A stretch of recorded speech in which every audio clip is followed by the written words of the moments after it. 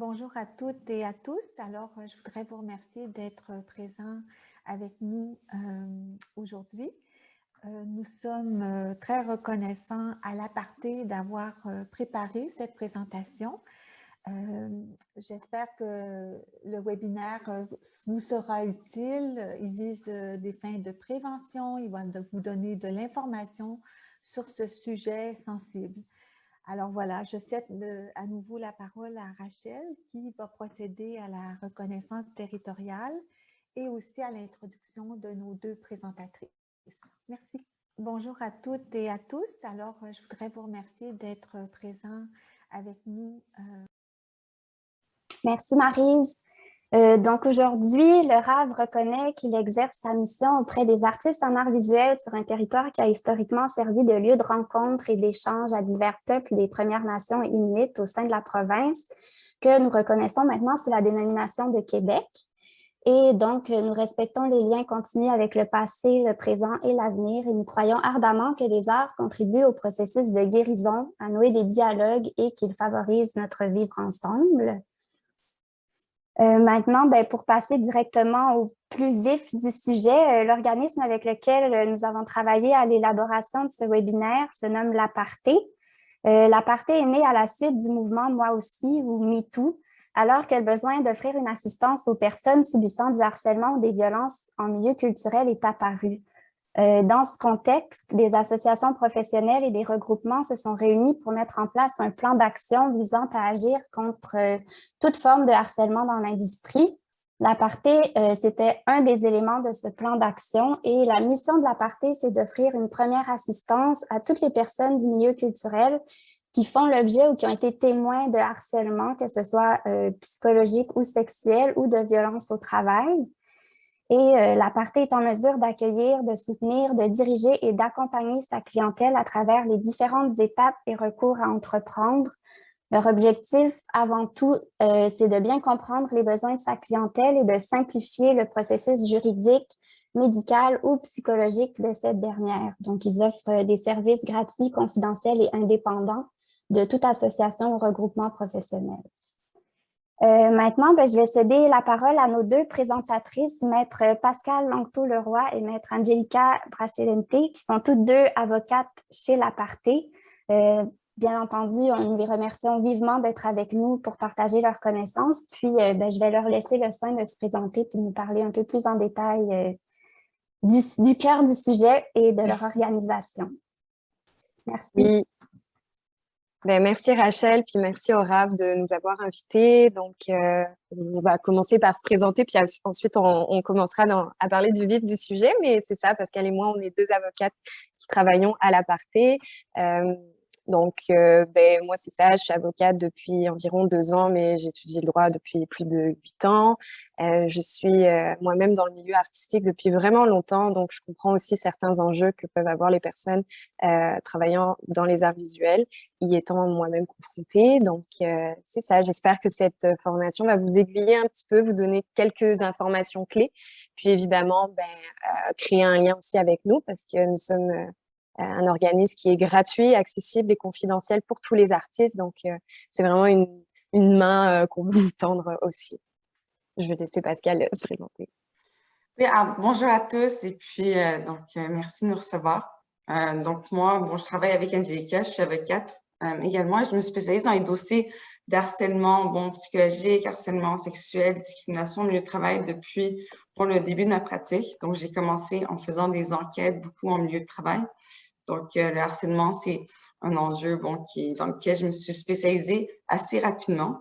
Et puis pendant la deuxième vague MeToo, qui a touché notamment le milieu culturel au Québec l'été dernier, l'Aparté recevait, ou Jury Pub recevait un appel à tous les 20 minutes d'une nouvelle dénonciation. C'est dans ce contexte-là que j'ai été recrutée pour donner un coup de main à ce moment-là parce que les services débordaient et depuis ensuite on a été deux à être, moi et Angelica, il y avait une avocate chez l'Aparté, maintenant on est deux justement pour assurer qu'on répond aux besoins de tout le monde. Et donc, c'est mon introduction chez l'Aparté. Et puis, dans le milieu culturel, c'est ça. Je me spécialise donc dans le milieu culturel depuis ce moment-là. Donc, on va commencer la présentation. Je vais juste prendre une petite seconde pour vous partager mon écran. Ce sera vraiment pas long. Hop. Ici. Ici. Donc, est-ce que vous le voyez? Oui, parfait. Donc, la formation d'aujourd'hui, donc ça va être sur le sujet qui est lutter contre le harcèlement dans le milieu des arts visuels.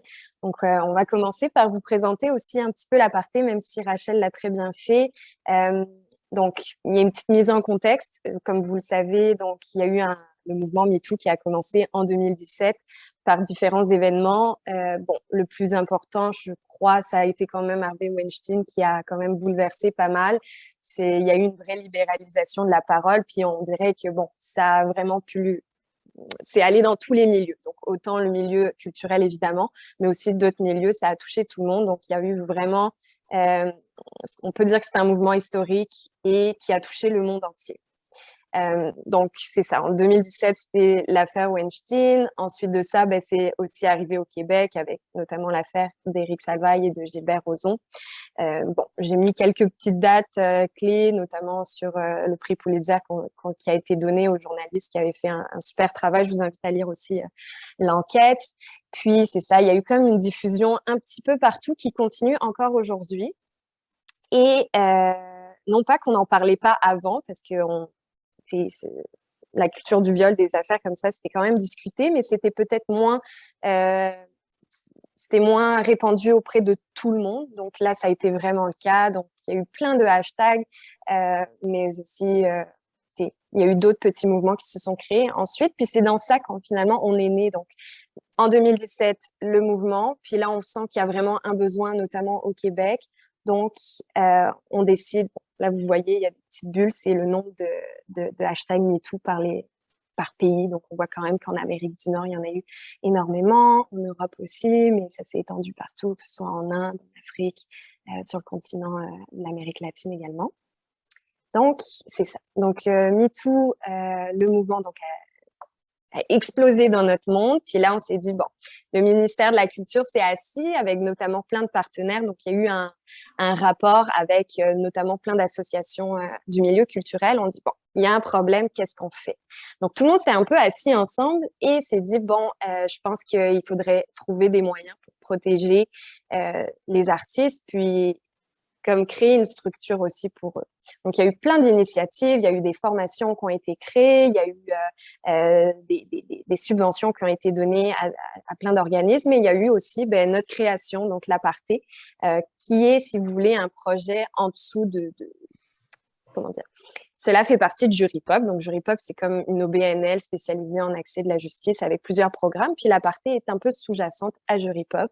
Et donc, on a été créé. Puis, notre objectif, vraiment, c'était d'être un guichet unique. Donc, des avocats gratuits qui répondent au téléphone, qui vous aident, qui vous accompagnent, que ce soit dans vos démarches judiciaires, mais aussi extrajudiciaires, qui peuvent aussi vous donner des ressources psychologiques.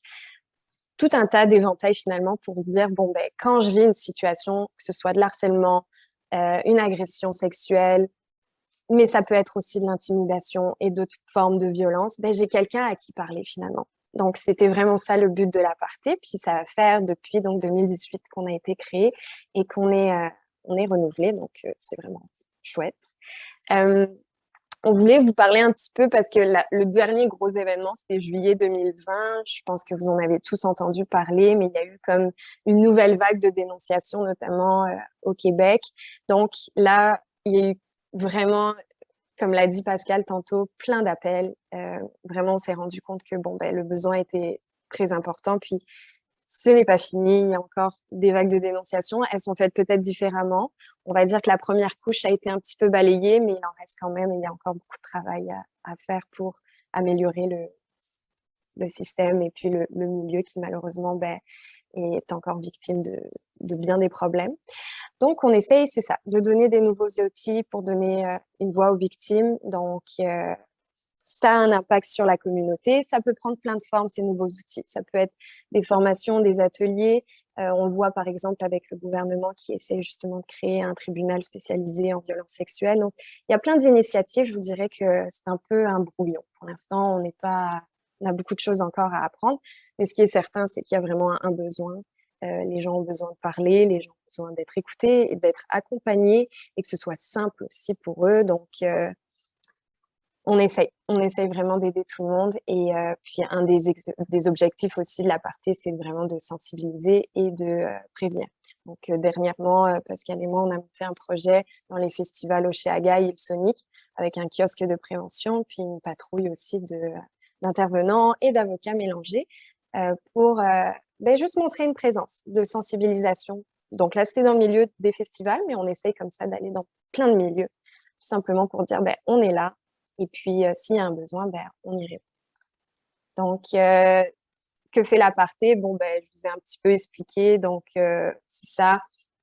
Pour revenir un petit peu, donc c'est ça. On offre une première assistance à toutes les personnes du milieu culturel, donc qui font l'objet soit de violences, soit qui ont été témoins ou qui ne savent pas quoi faire avec ça. Donc, ça peut arriver. Donc, ça, ne pas hésiter à nous appeler. Nous, on vous aide un petit peu de A à Z. On va vous informer sur vos droits, sur le type de recours que vous pouvez avoir, mais aussi s'il y a des ressources extérieures à prendre, on peut vous expliquer puis vous aider aussi dans vos démarches. Et puis évidemment, là, c'est nouveau depuis cette année, mais on donne des formations, donc c'est pour ça qu'on est là aujourd'hui. Ça nous fait plaisir. Donc, rapidement, on ne va pas faire trop ça magistral, mais voici la structure de la formation. Donc, on a introduit l'aparté, puis on va continuer tranquillement avec ma collègue à qui je passe le micro. Oui, alors le deuxième point de la présentation, c'est un peu la fameuse question « Pourquoi parle-t-on de harcèlement dans le milieu de la culture ?» Et pour répondre à ça, d'une part, il y a des facteurs de risque qui ont été, il y a plusieurs études maintenant qui s'intéressent au phénomène du harcèlement et qui identifient certains facteurs de risque pour justement permettre aux gens de mieux agir en amont. Et le fameux, qu'on parle du milieu de la culture, on parle d'une part d'un milieu de travail qui est atypique. Ou quand on parle d'un milieu de travail plus conventionnel, il y a vraiment une séparation dans la sphère privée versus la sphère publique. Et dans le milieu de la culture, souvent, ce qui est privé fait partie de la vie professionnelle. Donc ça, c'est un facteur de risque qui est propre au milieu culturel. Il y a aussi, le fameux « au nom de l'art », où on a excusé beaucoup de personnalités, de comportements en disant que c'était, parfois au nom du génisme, au nom de l'avancée, la progression des choses. Après, il y a les figures d'autorité qui sont complexes dans le milieu de l'art parce qu'on ne parle pas nécessairement d'une relation entre un employé et un superviseur. Parfois, ces gens qui ont des figures d'autorité, c'est des gens qui offrent des opportunités aux gens. Donc, ça crée des rapports plus complexes. Et puis, il y a aussi, le sexisme, la culture du viol, n'échappe pas au milieu culturel. Donc, ça existe aussi. Il y a des facteurs qui expliquent, pourquoi c'est un milieu qui est plus vulnérable. Mais aujourd'hui, on est aussi là pour vous dire c'est quoi les recours qui existent et les protections qui s'appliquent. Et puis, il y a une deuxième question, c'est, selon vous, les femmes sont-elles plus susceptibles d'être victimes de harcèlement que les hommes? Et là, on va vous faire répondre à la question. Il y a un petit pool devant vous. Alors, c'est anonyme, donc je n'ai pas les noms. N'hésitez pas à répondre. Je vous laisse encore quelques instants pour répondre.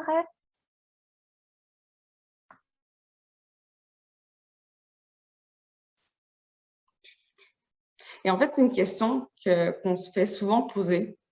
Souvent, quand on parle de harcèlement sexuel, on va dire, pourquoi on est plutôt au féminin? Est-ce que c'est vraiment nécessaire? Et là, je vois qu'il y a des non, mais la majorité des gens ont répondu que oui. Alors, pour répondre à la question, on va vous montrer quand même, un petit état des lieux. Donc, c'est un graphique qui montre, en bleu pâle, ce sont les femmes, on voit que ce sont les femmes qui ont répondu, et qui ont déclaré avoir fait l'objet de harcèlement au milieu de travail. Pour tous les types, on voit que harcèlement psychologique, discriminatoire, sexuel, c'est les femmes qui sont plus à risque d'en être victimes. Autant pour les insultes verbales que les comportements humiliants, Bon, pour les menaces, on dirait que tout le monde était au même pied d'égalité. Et bon, même chose pour les violences physiques et les attentions sexuelles ou le harcèlement sexuel. Donc, les hommes sont en blanc dans ce graphique-là. Donc, on peut voir qu'en général, dans les facteurs de vulnérabilité, malheureusement, être une femme ou faire partie de certaines minorités visibles, c'est des critères qui rentrent en compte lorsqu'on regarde la proportion de gens qui sont victimes. Et un autre tableau qui est très intéressant qu'on va voir, c'est, bon, là, on vient de voir que les femmes sont plus victimes, mais non seulement sont plus souvent victimes, mais en plus, elles le dénoncent ou elles le déclarent moins. Donc ça montre aussi qu'elles ont plus de difficultés à venir dénoncer des situations, surtout lorsqu'elles sont dans un milieu de travail et que, bon, dans les contextes où les femmes sont plus à l'aise de dénoncer, ça va être lorsque le harcèlement est fait par une autre personne, quelqu'un à l'extérieur. Et donc, ça montre un peu aussi à quel point on peut avoir, la plupart des gens, en fait, toutes les études, ce qui est un point très important, c'est que toutes les études démontrent que les gens qui sont victimes de harcèlement, avant de dénoncer ou porter plainte officiellement, malheureusement, elles le font lorsqu'elles ont quitté leur milieu de travail. Donc, c'est pour ça que c'est tellement important d'agir en prévention et d'axer sur qu'est-ce qu'on peut faire pour éviter, pour accompagner, parce qu'on sait que ces gens-là se retirent de leur milieu, malheureusement, et que les gens problématiques, ils restent. Et ça démontre, surtout dans un milieu de travail qui est encadré, que, bon, autant pour les femmes que pour les hommes, c'est très difficile d'aller dénoncer. Donc, l'aparté, justement, est une ressource qui permet de mieux encadrer bon, les gens à partir du moment où ils vivent des situations difficiles. Et donc, bon, les conséquences du harcèlement, je pense que, on les connaît. On peut non seulement sur l'impact psychologique, l'impact physique que le harcèlement peut avoir, les études, je veux dire, on montre une panoplie. Donc, ça peut être autant des problèmes de santé mentale qui peuvent en découler. Ça peut être aussi par la productivité, par les gens qui sont autour, les problèmes financiers. Donc, c'est vraiment un ricochet. Autant au niveau organisationnel, au niveau de l'emploi, comme je vous disais tout à l'heure, les gens qui vivent du harcèlement finissent par se retirer de leur emploi. Donc, juste ça, se retirer de son emploi, perdre son support financier, c'est les impacts financiers en plus des autres conséquences. Donc, ensuite, on va regarder un peu les types de harcèlement. Dans les types de harcèlement, bon, il y en a plusieurs. Non, c'est à moi. Ah, oui. Non, il n'y a pas de Alors, problème. vas-y. Non, c'est bon. Donc, c'est ça, là, on va rentrer plus dans le vif du sujet. Donc, c'est sur les types de harcèlement. Donc, on va essayer de brièvement voir les 4 principaux. Donc, celui qu'on connaît évidemment le plus, je pense, c'est l'harcèlement sexuel. Donc, ça peut prendre la forme de demande de faveur sexuelle, d'attouchement évidemment sans consentement, qui, quand on parle de gestes, on peut parler aussi d'agression sexuelle. Donc là, il y a un pan harcèlement sexuel, mais il y a aussi un pan acte criminel. Donc ça, ce genre d'affaires. Puis il y a aussi les images illicites. Donc souvent, on peut avoir l'idée que un harcèlement sexuel, ça va être des commentaires comme « Ah, t'as des belles boules aujourd'hui », des affaires comme ça, mais ça peut être aussi de montrer des photos. Ça peut, et on le voit dans certains dossiers, ça peut être de montrer des photos non sollicitées de soi, ou des photos pornographiques qu'on envoie sans consentement. Donc, des affaires comme ça. Ensuite, vous avez l'harcèlement psychologique, donc ça va être de la violence verbale, du dénigrement, l'isolement. L'isolement étant une conséquence, mais ça peut être aussi de l'intimidation. Donc, ton art, c'est vraiment de la merde, comme tu es vraiment nul comme artiste. Je sais pas pourquoi des affaires comme ça. Ça peut être aussi du dénigrement, comme « Oh, je comprends pas pourquoi tu es là, c'est pas ta place ». Tout dépend aussi du contexte et du ton. Donc, on va le voir un peu plus loin aussi, comment ça fonctionne, l'harcèlement psychologique, puis quels sont un petit peu les critères pour le définir. Ensuite, on va avoir l'harcèlement discriminatoire. Donc ça, c'est un type d'harcèlement qui est reconnu par la Charte des droits et libertés, notamment à l'article 10. Donc là, ça va être quand on est discriminé selon une distinction précise. Donc, ça peut être le sexe, donc l'harcèlement sexuel rentrant dans aussi ce pan-là. Ça peut être l'âge, ça peut être la race, évidemment, la religion, la couleur, mais aussi l'état civil, le handicap. Donc, ce sont vraiment ce qu'on peut imaginer de la charte qu'elle protège. Ben, voilà, ce sont des affaires comme ça. Puis, une autre forme que vivent aussi les artistes, c'est le harcèlement criminel. Donc là, ça va être, par exemple, se faire suivre, recevoir des cadeaux chez soi, être tout le temps là. Par exemple, à toutes les galeries, vous avez une personne qui vient vous voir à chaque fois, qui va vous envoyer des tonnes de textos, va vous appeler. Bon, mais ça, on peut considérer que ça peut être de l'harcèlement. Puis bon, ben, évidemment, il y a des menaces aussi. Il peut y avoir de l'extorsion. Donc, donne-moi ça, sinon je te fais ça. Mais là, on rentre vraiment dans un autre pan qui est plus donc aussi des actes criminels. Donc, pour l'harcèlement, ben, évidemment, il peut survenir dans un milieu de travail conventionnel, donc salarié, employeur, mais il peut évidemment, dans le cas d'un artiste qui, par exemple, va faire une exposition, ben, survenir dans un cadre qui n'est pas professionnel. Donc, par exemple, vous êtes en train d'exposer à une galerie, puis il y a un visiteur qui vient, puis vous subissez de l'harcèlement. Donc, ça, c'est ce qu'on appelle dans le jargon un tiers. Ben, sachez que ça aussi, c'est reconnu comme de l'harcèlement. Donc, il n'y a pas forcément besoin d'avoir une relation conventionnelle de bon, ben, c'est mon employeur qui m'embête, puis je veux avoir un recours contre lui. Vous pouvez être harcelé par n'importe qui finalement, puis ça a été reconnu donc, notamment par l'affaire Sport Masca. Donc, sachez juste, mais ça, on va le voir un petit peu plus loin dans les obligations des personnes qui sont, entre guillemets, employeurs, mais ça peut être des galeries, ça peut être des musées, plein d'affaires comme ça. Ben, l'employeur, finalement, il doit avoir une maîtrise des lieux. Donc, il doit faire en sorte aussi que ça se passe bien, finalement. Que ce soit son visiteur, que ce soit le travailleur autonome qui vient exposer, ou même une personne qui peut être, par exemple, le serveur qui a été embauché par une compagnie externe pour venir servir des cocktails pendant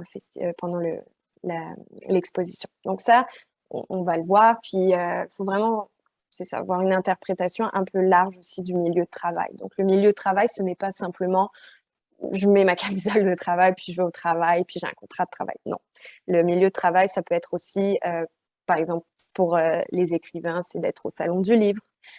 Pour un galeriste, ça va être le repas après l'exposition.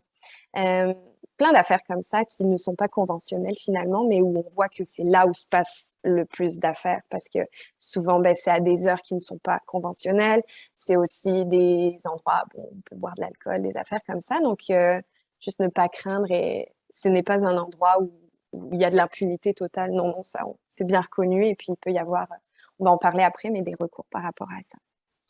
Donc, je relaisse la parole à ma collègue qui va donc plus vous parler de l'harcèlement, mais sous un angle plus juridique. Donc, en essayant de vous vulgariser tout ça. Parfait. Alors, oui, donc du coup, bon, l'harcèlement sous l'angle juridique, on va faire un portrait, un survol des principaux recours. Et puis, bon, on va se donner aussi un peu les définitions. Alors, au Québec, on a la loi sur les normes du travail qui s'applique à tous les employeurs. Donc, et peut-être je vais faire la parenthèse tout de suite. Bon, même si vous, pour cet employeur-là, vous êtes un travailleur autonome, en vertu de la loi sur les normes du travail, l'employeur en question doit mettre en place aujourd'hui une politique et prévenir le harcèlement.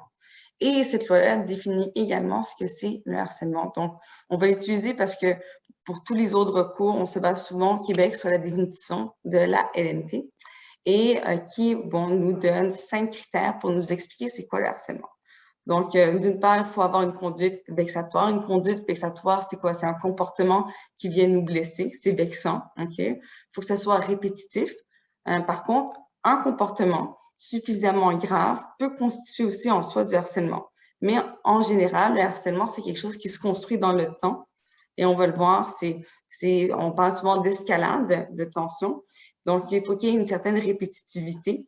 Et la répétitivité est en lien avec la gravité. Donc, moins le comportement en soi est vexant ou objectivement grave, moins on a besoin d'avoir de la répétitivité. Donc, donc, c'est des notions qui qui doivent être vus ensemble. Ensuite, ça doit être hostile ou non désiré. Non désiré, c'est parce que le législateur voulait tout de suite inclure le harcèlement sexuel dans sa définition. Donc, même si, même si le comportement ne paraît pas hostile, okay, pour certaines personnes, s'il est non désiré, par exemple, le fait de complimenter, on dirait que c'est pas hostile, un compliment. Au contraire, c'est là pour faire remonter l'estime de soi. Si ce n'est pas désiré, ça peut devenir du harcèlement. Il faut que ça vienne porter atteinte à la dignité ou à l'intégrité d'une personne. Ce qui est bien important, c'est qu'on n'a pas à faire une preuve médicale de notre atteinte à la dignité ou à l'intégrité. Simplement, la violation de nos droits fondamentaux, en principe, devrait être suffisante. Et ensuite, bon, il faut que ça rende le milieu de travail néfaste. Donc, il faut que ça ait des impacts sur notre relation avec notre milieu. Donc, selon vous, combien faut-il de comportements conduits pour conclure que nous sommes dans une situation de harcèlement sexuel? 1, 2, 3, 4, 5. Alors là, vous Nos pouvez choix de répondre. réponse sont légèrement différents ici, mais bon, l'essence de la question est la même. Je vous laisse le temps de répondre.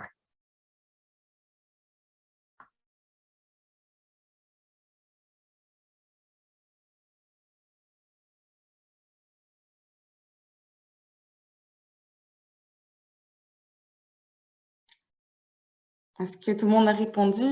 Ah, je pense de 12 sur 12. Alors, on a 100% de taux de réponse, non?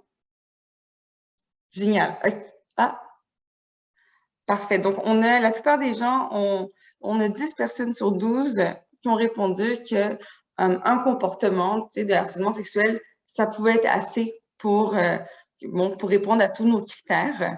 Et effectivement, selon la jurisprudence, quand on parle d'un comportement suffisamment grave, par exemple d'agression, d'attouchement, de nature sexuelle ou de comportement, on sort du harcèlement sexuel intimidant, par exemple, faire des menaces à quelqu'un, ben, la jurisprudence a reconnu qu'on n'a pas besoin de le faire 4 fois pour conclure à du harcèlement. OK? Donc, ensuite, bon, il y a certains, tout va avec la gravité du comportement. OK?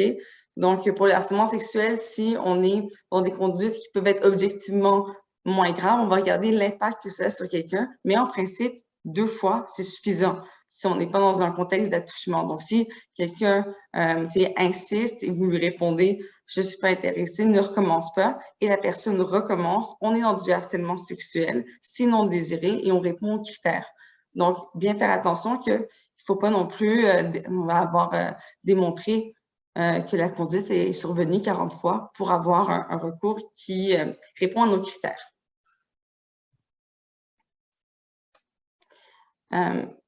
Ensuite, bon, alors, bon, exemple des critères. Alors, de la définition, on a, comme je dis, ça c'est vraiment, je l'ai fait tout à l'heure, je n'ai pas besoin de le répéter, mais c'est vraiment, on a verbalisé, on a les termes juridiques. Donc, quand je disais une conduite vexatoire, c'est quoi? C'est humiliant, c'est offensant, ça vient nous blesser dans notre amour-propre.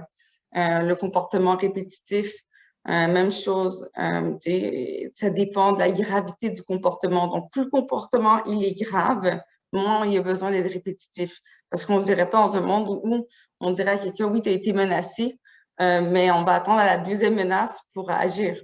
Donc, les comportements objectivement graves, une fois, c'est suffisant. Deuxième question. Alors ça, c'est un vrai ou faux. Lorsqu'ils se retrouvent en situation de harcèlement, les travailleurs autonomes n'ont pas de recours puisqu'ils ils ne peuvent pas se tourner vers un employeur pour dénoncer. Est-ce que c'est vrai ou c'est faux? On répond vite, c'est vite. Alors, tout le monde dit que c'est faux. Ben, c'est génial. Alors, effectivement, c'est un mythe. D'une part, comme le mentionnait Angelica, ben, tous les employeurs, ils sont régis par la loi sur la santé et la sécurité au travail qui s'applique d'une part aux travailleurs autonomes et il s'applique aux travailleurs autonomes et aux travailleurs indépendants qui exécutent des travaux dans un milieu de travail où se trouvent d'autres employés. Donc, par exemple, si vous êtes vraiment un travailleur autonome et vous n'avez pas du tout de relation avec votre employeur, sachez que il a l'obligation de vous offrir des conditions de travail qui respectent, qui respectent la santé et la sécurité des gens. Et donc, l'employeur a ces obligations-là. On sait que la santé, ça inclut la santé non seulement physique, mais aussi psychique. Et ensuite, bon, la même chose pour tous les employeurs au Québec. En principe, ils sont régis par la loi sur les normes du travail. Et en vertu de cette loi-là, ils doivent, bon, mettre en place une politique pour prévenir le harcèlement, mais aussi, bon, agir de manière diligente dès qu'il y a une plainte en faisant une enquête. Et finalement, on a aussi la Charte des droits et libertés qui s'applique à toutes les institutions, que ce soit un employeur ou pas un employeur, et à l'égard, et qui vient protéger les individus qui vivraient non seulement du harcèlement, mais de la discrimination. Mais quand on dit du harcèlement, c'est du harcèlement discriminatoire. Donc, par exemple, du harcèlement sexiste, du harcèlement raciste basé sur des conditions qui sont protégées par notre charte. Donc, alors, nos travailleurs indépendants ou autonomes, ils ont les droits, effectivement, puis dépendamment aussi de la nature du harcèlement qui est vécu. Donc, par exemple, si on a du harcèlement sexuel, on a la charte. Potentiellement, s'il y a une agression, il y a aussi un recours, une plainte à la police. Le harcèlement criminel aussi, il existe. On a l'IVAC, on a aussi une réclamation en vertu de la LATMP, mais bon, l'idéal, je dirais, parce qu'il y a beaucoup de recours, parfois ça peut être mélangeant et ça dépend du statut. Donc, moi, je vous conseille de nous appeler, comme ça on peut démêler. En fait, c'est quoi le bon recours? Qu'est-ce qui s'applique à votre situation? Mais il y a toujours, des droits et des recours, donc vous avez bien répondu à la question. Super. Je pense que... Ah, excuse-moi, c'était encore à toi. Ah, alors là, on dit aussi, bon, le harcèlement, ce n'est pas... et je vais aller rapidement parce qu'on n'est pas nécessairement dans un milieu atypique de travail où est-ce qu'on rappelle que l'employeur, il dispose quand même d'un droit de gestion.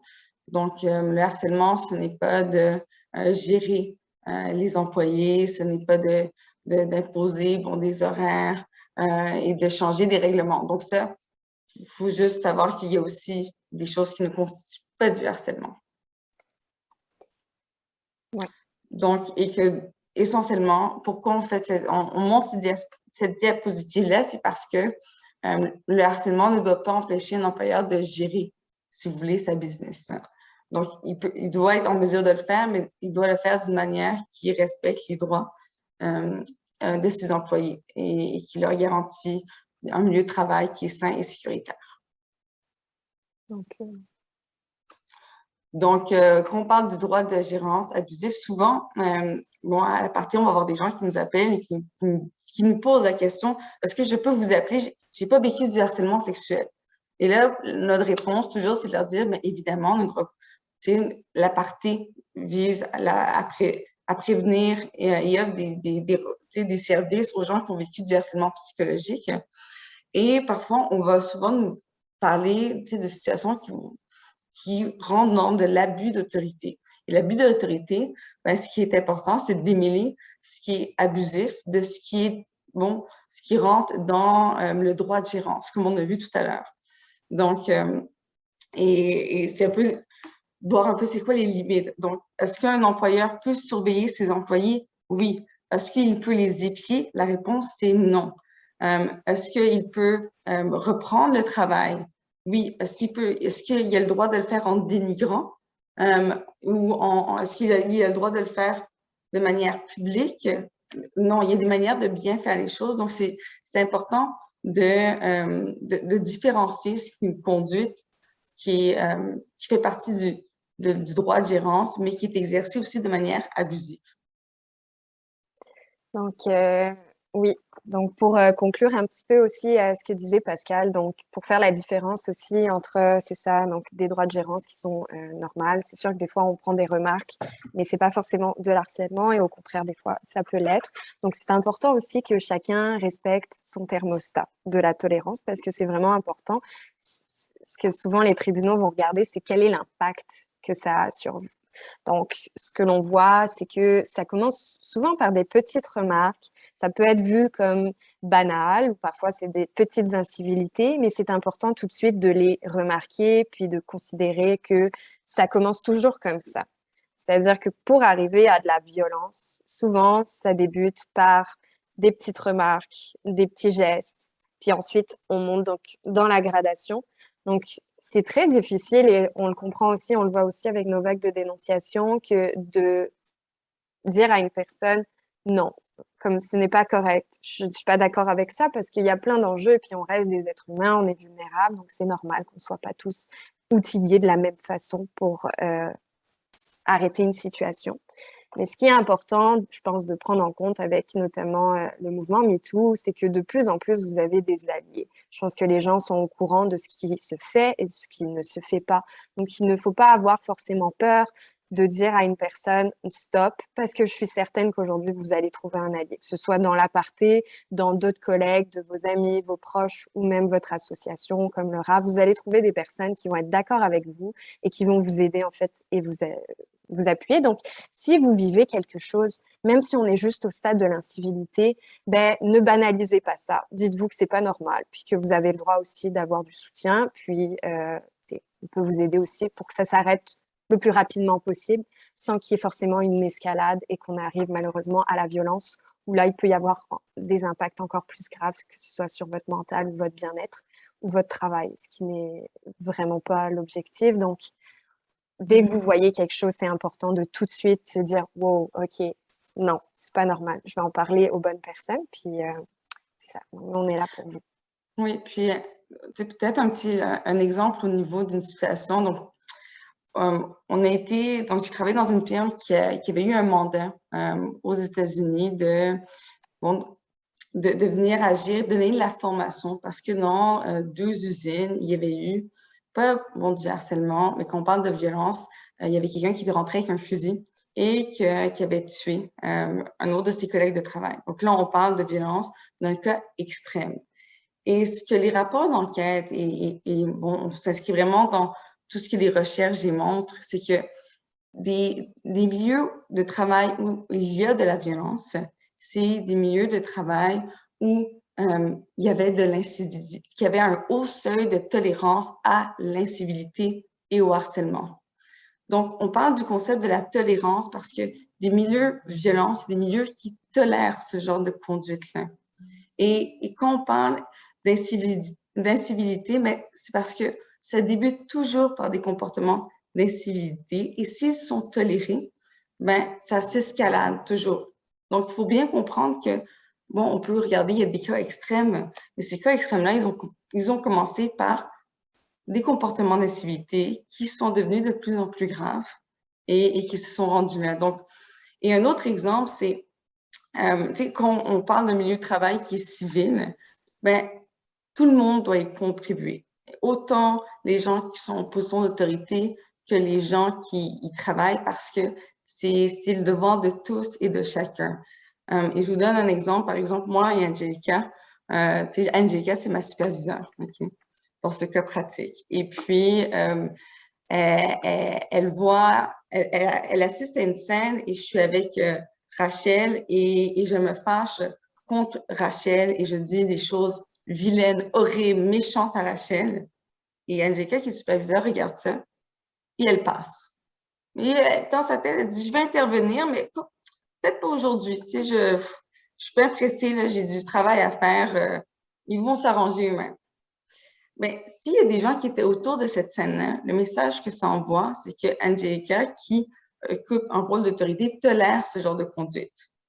Et dans la même situation, si Angelica était intervenue 30 secondes, était venue me voir, c'est pas une intervention qui va prendre des proportions énormes et qu'elle m'aurait arrêté tout de suite, ça aurait envoyé un message complètement différent aux gens qui assistaient à la même scène. Donc, quand on dit la civilité, c'est vraiment un devoir de tous, c'est qu'il faut tous y contribuer. Puis, on n'a pas besoin d'être un gestionnaire. On peut être un collègue, de dire Pascal, toi qui es une vilaine personnage, ne lève pas le ton en public. Et d'aller voir Rachel, ça va? C'est correct? Et tout le monde peut se recadrer et on a tous besoin de ça, parfois. Exactement. Exact. Et oups, je pense que je suis revenue en arrière. Puis donc, ça me fait rebondir, c'est ça, sur les obligations des personnes qui peuvent être en autorité. Donc, ça peut être un directeur de musée, ça peut être un superviseur, ça peut être un directeur de galerie, un directeur de centre d'artistes gérés.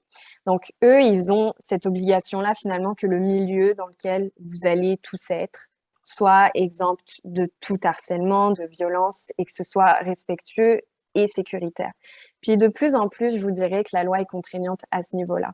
Donc, avec la loi sur les normes du travail, aujourd'hui, une personne qui est considérée comme employeur ou entreprise devrait avoir une politique pour contrer les violences dans son milieu. Donc ça, c'est une obligation qui est récente, ça date seulement depuis 2019.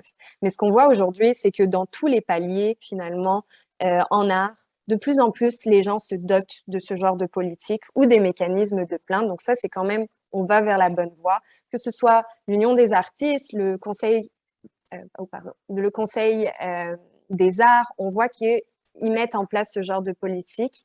On a même vu des organismes qui ne respectaient pas finalement cette obligation d'avoir un milieu de travail exempt de tout harcèlement et qui ont été punis par le Conseil des arts, notamment avec des suspensions de subventions. Donc, juste vous dire que le milieu des arts, il a bien des imperfections, mais en ce moment, on sent en tout cas qu'on s'enligne quand même vers essayer de nettoyer tout ça et d'arranger les choses. Mais bon, on pourra s'en parler, il y a quand même encore de la difficulté. Donc, les obligations de l'employeur, je vais vous le faire en bref parce que je comprends que la plupart de nos auditeurs sont travailleurs autonomes, puis peut-être que ça ne vous tente pas de savoir, mais au moins, si jamais vous êtes face à une situation, il faut que vous sachiez que c'est ça. L'employeur, il a une obligation de prévention. Son obligation de prévention, elle est imparfaite, évidemment, puisqu'elle est basée sur une obligation de moyens. Donc, pour la petite histoire, en responsabilité civile, on a deux types d'obligations. On a l'obligation de résultat ou l'obligation de moyens. L'obligation de résultat, ça va être le conducteur d'autobus qui doit vous emmener d'un point A à un point B. Si vous n'emmènez pas au point B, il ne respecte pas son obligation de résultat. Inversement, une obligation de prévention, c'est un peu imparfait. C'est-à-dire que l'employeur doit mettre tous les moyens qu'il peut pour essayer de faire en sorte que le milieu soit respectueux, cohérent. Donc, ça peut prendre plein de formes. Ça peut être des codes de conduite. Ça peut être, maintenant c'est obligatoire, mais une politique d'harcèlement. Ça peut être aussi du back and forth avec les personnes. Mais ça peut prendre aussi des formations.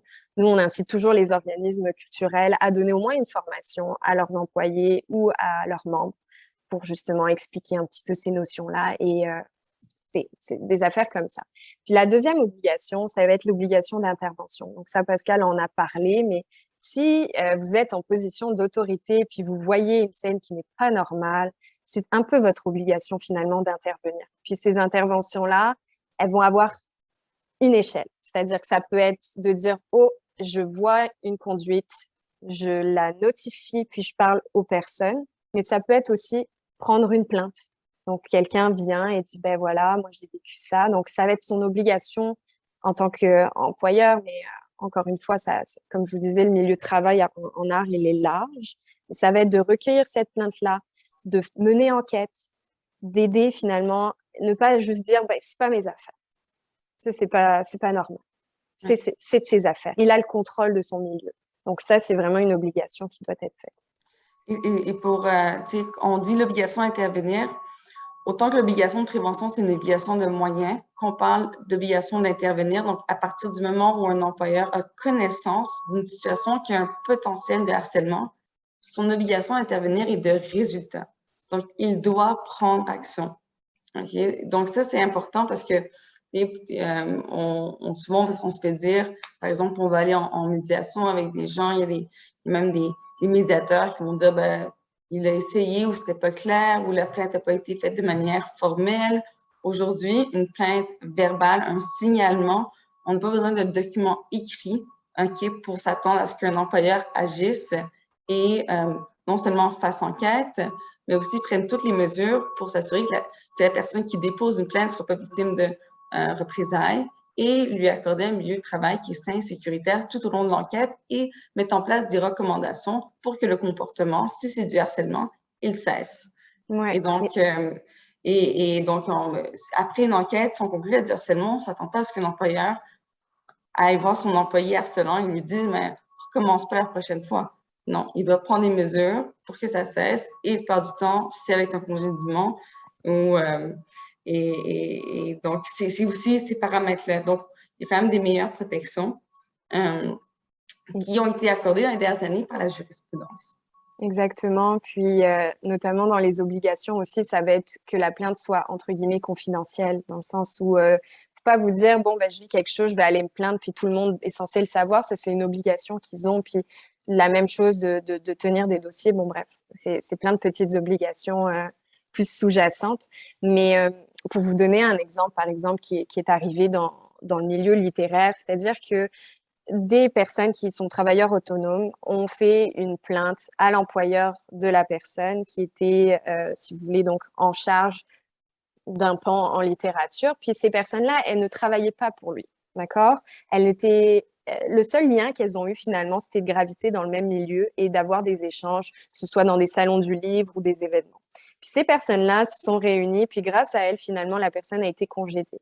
Donc, tantôt, on vous parlait de type de recours un peu judiciaire, mais il faut aussi prendre en compte que parfois, il y a des recours qui ne sont pas judiciaires, mais qui peuvent être réparateurs pour les victimes, notamment de s'allier et de faire congédier une personne qui a une mauvaise attitude, utilise finalement sa réputation à mauvais escient. Donc, c'est des choses qu'on voit de plus en plus dans nos dossiers.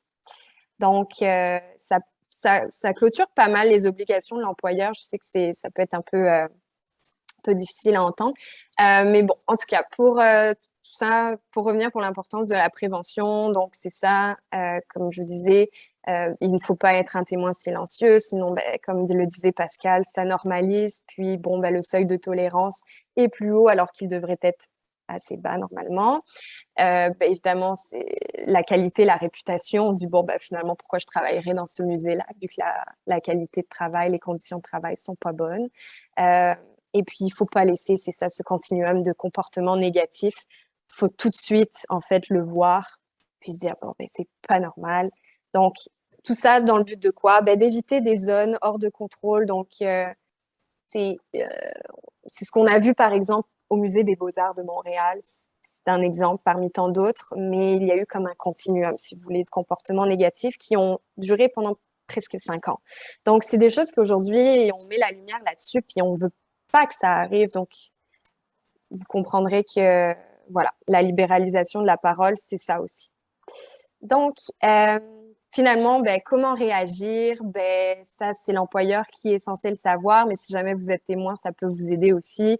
Ben, il est censé faire une intervention qui est rapide, évidemment confidentielle. On ne veut pas que les personnes subissent des représailles, ce qui peut arriver. Puis, bon, ben, ça, il peut y avoir une gestion à l'interne. Puis, évidemment, s'il y a un défaut d'agir, c'est-à-dire que vous faites une plainte, puis que l'employeur est comme « Moi, je ne sais pas quoi faire avec ça, débrouille-toi », ben, il ne respecte pas sa responsabilité. Donc, vous pourriez avoir évidemment un recours contre lui. Donc, la protection des travailleurs, qu'est-ce que ça implique? Ben, ça implique de prendre des moyens qui sont raisonnables et qui sont adaptés à chaque circonstance. Puis souvent, nous, ce qu'on reçoit comme commentaire des employeurs, c'est « Ah oui, je fais une politique, mais moi, ça ne me tente pas de faire du cas par cas. » La réalité, c'est que c'est du cas par cas. Donc, vous avez beau avoir une structure de politique de plainte, oui, le processus va être uniforme, mais ça reste quand même que c'est du cas par cas. Donc, c'est ça. Donc, pour une meilleure protection, évidemment, on se répète beaucoup, mais c'est ça, c'est de ne pas tolérer ces situations-là pour éviter donc toute escalade de violence. C'est de mettre en œuvre donc des mesures concrètes et nécessaires pour faire cesser le harcèlement. Donc, ça peut être la mise en place d'un code de conduite, ça peut être évidemment l'adoption d'une politique contre le harcèlement qui est un peu la structure finalement de l'organisme qui va l'aider justement à agir. Donc, c'est pas mal ça. Là, on va plus rentrer dans les cas pratiques et aussi les questions pour essayer de mettre en place un peu mettre en forme, excusez-moi, tout ce qu'on s'est dit. Donc, je vais laisser la parole à ma collègue pour le premier cas pratique. Alors, voilà, premier cas pratique, un collectionneur ou une collectionneuse reconnue vous invite à aller prendre un verre en tête-à-tête. Vous refusez poliment. Offusqué, cette personne entreprend de parler en mal de vous et de votre travail auprès de ses amis du milieu des arts visuels. S'agit-il de harcèlement?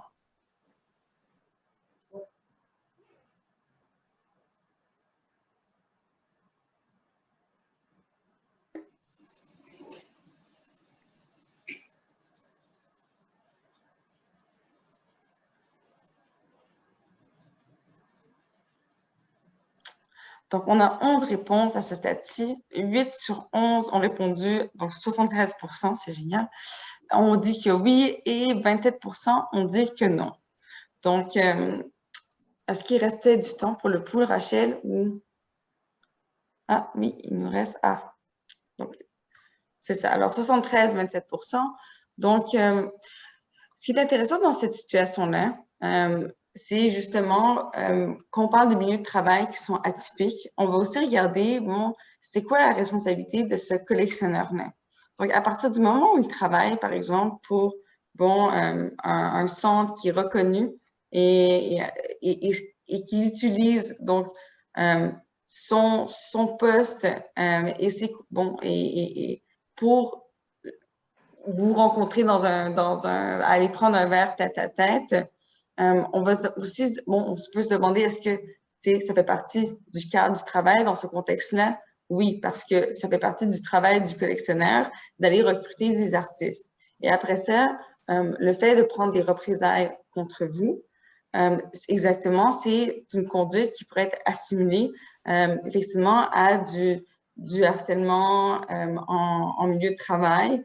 Et ce que ça vous permet, c'est de porter plainte contre l'employeur de ce collectionneur-là. Et dépendamment des propos qui sont tenus aussi, tu sais, on parle de harcèlement sexiste, de harcèlement sexuel, bon, on a tous nos recours qui sont prévus dans la charte. Donc, si par exemple, bon, on vous disait, ben, c'est pas assez répétitif, la charte permet un recours juste à partir du moment où on a eu une conduite et n'exige pas ce seuil de répétitivité. Donc, dans cette situation-là, effectivement, ça vous donne des recours et souvent, ce qu'on remarque, c'est que, bon, cette conduite-là, elle se produit pas seulement avec une personne. Un peu comme l'exemple que Angelica donnait tout à l'heure, c'est que quand on regarde un dossier d'harcèlement, toutes les plaintes qui sont faites de manière individuelle, même si de manière individuelle, on ne répond pas à tous les critères, si les comportements, on les additionne ensemble, ils vont être regardés comme un tout et on sera en mesure d'avoir une conclusion pour harcèlement. Donc, c'est un concept qui est intéressant parce que parfois, ça peut être une conduite et tout dépend aussi, donc, qu'est-ce qui est dit en mal, parce qu'on peut aussi parler du recours en diffamation lorsqu'on vient atteindre à la réputation de quelqu'un dans le but de la dénigrer. Donc, c'est une conduite qui est harcelante, mais aussi qui peut être, qui vise à atteindre la réputation. Donc, on n'est pas du tout sans recours. Oui, puis bon, la réponse, c'est finalement que ça dépend. C'est pour ça qu'on vous invite aussi à nous appeler parce que vous êtes maître des faits, on va dire qu'on est maître du droit, on va essayer de coller ça ensemble et de voir finalement quel type de recours, parce que comme le dit Pascal, ça peut être aussi de la diffamation. Donc, voilà, ça dépend. On passe à la deuxième question, ou deuxième cas pratique. Hop, ça sera pas long. Oups, excusez-moi. Donc, une personne ayant une dent contre vous vous laisse un commentaire désobligeant sur vos publications Instagram. S'agit-il de harcèlement? Donc, ça, je vais laisser aussi Angelica répondre parce que il y a un cas intéressant qui s'est produit récemment avec Madame donc la sœur de Eugénie Bouchard, Béatrice Bouchard, et qui a amené sa cause devant, qui a déposé une plainte criminelle et qui a gagné. Oui, exact. Oui, désolée, j'avais comme les camions de pompiers, je me suis mis en mute. Donc, oui, donc vous recevez, donc une personne a une dent contre vous, bon, vous recevez des commentaires désobligeants sur vos publications. Ben là, même chose, vous avez, il n'y a pas d'impunité. Donc, c'est-à-dire que c'est pas parce que c'est Internet que c'est totalement la liberté d'expression. Puis, notamment, le cas de donc, la sœur d'Eugénie Bouchard est vraiment intéressant parce que elle, donc, c'est une influenceuse, entre guillemets, avec plusieurs plateformes. Puis, si vous voulez, il y a un monsieur qui a commencé petit à petit à lui mettre beaucoup de commentaires. Au départ, c'était des compliments. Donc, t'es belle, t'es jolie, oh, tu me plais. Sauf que c'est devenu de plus en plus répétitif, puis finalement un petit peu harcelant. Et monsieur, elle a bloqué. Donc, ça a été sa réaction. Parce qu'il faut savoir qu'en harcèlement criminel, c'est un peu imparfait. Mais dans l'article, ce qu'on demande, c'est de notifier, entre guillemets, à la personne qu'on se sent menacé. Donc, si jamais ça vous arrive, ben, on s'attend, en tout cas, parce qu'il faut savoir qu'au criminel, c'est grave les conséquences sur la personne. Ça peut être une amende, mais ça peut être aussi une peine d'emprisonnement. Donc, si vous voulez, le fardeau de preuve est beaucoup plus haut qu'au civil où on va juste demander une balance de probabilité. C'est vraiment différent. Donc, si vous voulez, les critères sont un petit peu plus pointilleux.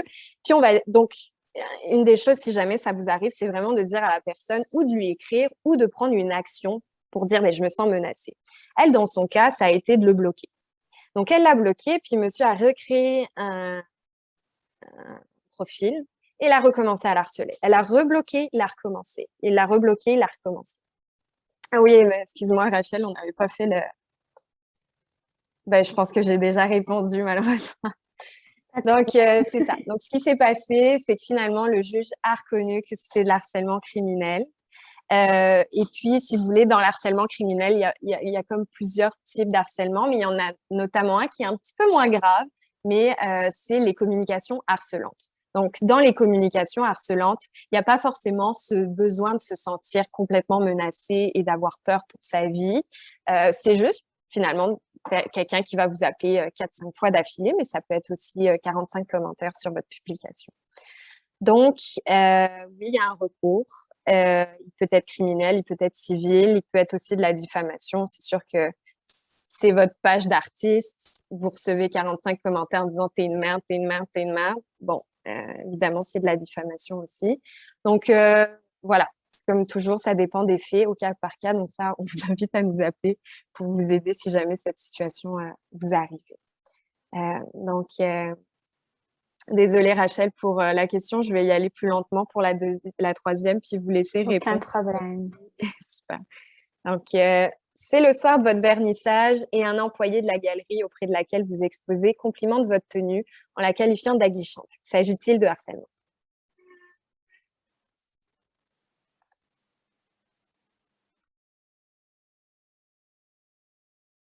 Je vois pas la question, je pense.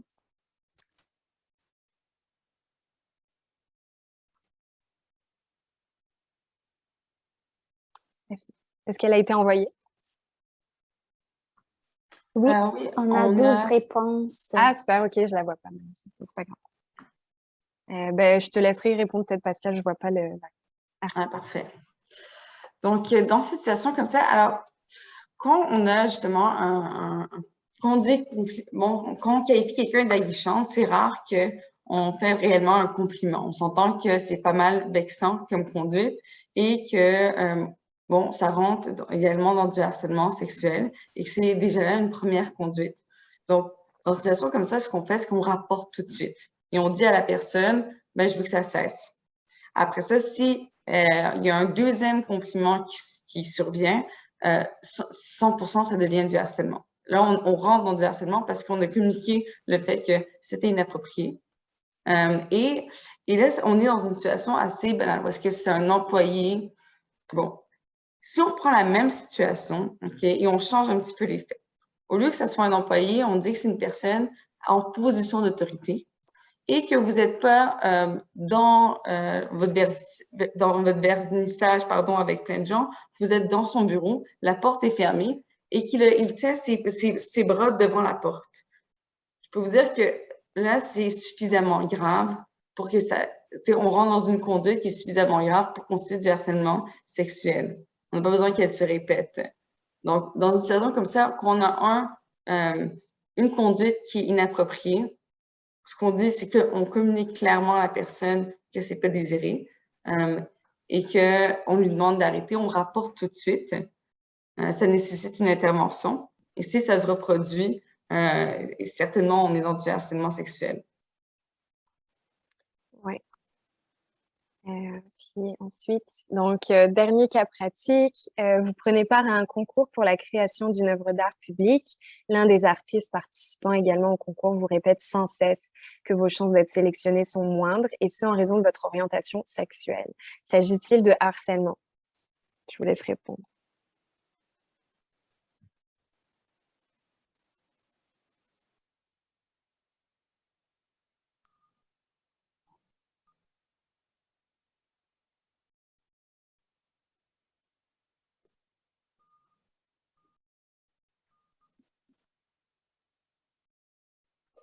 Parfait. Alors, c'est 100%, vous avez tous raison. Alors, je suis contente, vous devenez des petits juristes en herbe. Donc, effectivement, premièrement, harceler une personne, mais en plus en raison de son orientation sexuelle, c'est de l'harcèlement discriminatoire. Donc, vous auriez un recours en vertu de la Charte des droits et libertés. Vous pourriez faire une plainte, c'est gratuit, puis on pourrait aussi vous accompagner là-dessus. Donc, c'est vraiment important, je pense, de garder en tête que quand c'est une condition qui est protégée par la charte, ben, vous vivez quoi que ce soit un commentaire racial, sexiste, votre orientation sexuelle, votre état civil, ben, c'est assez grave finalement pour que vous puissiez avoir donc un recours là-dessus. Mais je suis vraiment contente, vous répondez très bien. Donc, on va un petit peu conclure puisqu'il est déjà 13 heures, donc comme ça, on aura peut-être une petite période de conclusion. Donc, pour conclure un petit peu, donc vous l'aurez compris, lutter contre le harcèlement dans le milieu des arts visuels, ben c'est possible, vous avez plusieurs recours et peu importe votre statut finalement. Donc, quand bien même vous avez un statut de travailleur autonome, selon la situation que vous allez vivre, ben vous allez pouvoir réagir et avoir un recours. Donc, on n'est pas dans de l'impunité totale. Vous avez les moyens de vous en sortir si vous vivez cette situation-là. Puis, vous avez également des alliés. C'est sûr que le système est imparfait, on l'a vu, puis on espère très fort avec la peut-être projet de loi qui sera déposé pour changer le statut de l'artiste, d'intégrer finalement l'article sur l'harcèlement des normes du travail. Ça aiderait beaucoup de monde, je pense. Mais en attendant, ben, il faut faire preuve un petit peu de créativité et essayer de vous aider. En tout cas, nous, c'est notre travail, de vous aider à vous sortir de cette situation, puis à avoir aussi des moyens de réparation lorsqu'on vit cela. Donc, moi, c'est ma petite conclusion. Je laisse Pascal aussi conclure. Mais, oui, donc j'espère que vous avez aimé la présentation. On va garder des questions à la fin. Je pense que c'est Rachel qui va être en mesure de gérer les questions. Nous, de notre côté, ben, on adore faire des présentations comme ça parce qu'on agit en prévention. Donc, je pense d'être ici avec vous, c'était vraiment un plaisir. Et puis, on sait que on préfère faire ça que répondre à des situations qui sont lorsque le mal est déjà fait. Donc, n'hésitez pas, par contre, à venir nous poser des questions. Pas besoin d'avoir vécu quelque chose. Si vous avez été témoin aussi d'une situation, si vous pensez à des formations qui pourraient être utiles dans votre milieu, l'Aparté, c'est un nouveau service qui vient de s'ajouter cette année. Donc, on offre des formations gratuites. Donc, si vous connaissez des gens qui seraient intéressés, ben, n'hésitez pas à nous contacter. Exactement. Donc, ben, merci pour votre attention. Puis, on attend vos questions. On est là.